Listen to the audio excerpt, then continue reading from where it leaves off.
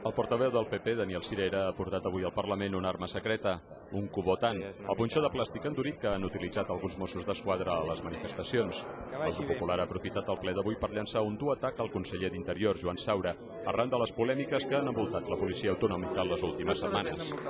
Segons Sirera, la cúpula d'Interior està fent una gestió molt deficient del cos policial, que ha afectat la seva imatge i el seu prestigi, i ha acabat demanant la dimissió del conseller. Si de debò vostè estima Catalunya, faci un últim servei al país i plegui. Cada dia que el seu equip passa al capdavant del Departament d'Interior s'incrementa el descrèdit de la nostra policia. I els nostres Mossos, senyor Saura, la nostra policia, el país, no mereix que vostè faci el que està fent.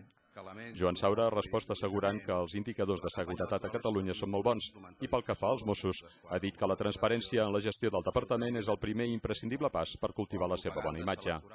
El departament està content del funcionament dels Mossos d'Esquadra, estem absolutament contents dels indicadors de seguretat i serem contundents a les actuacions minoritàries que vulnerin drets que, tot i que inicialment pot significar problemes, a la llarga és la garantia de la bona imatge del cos.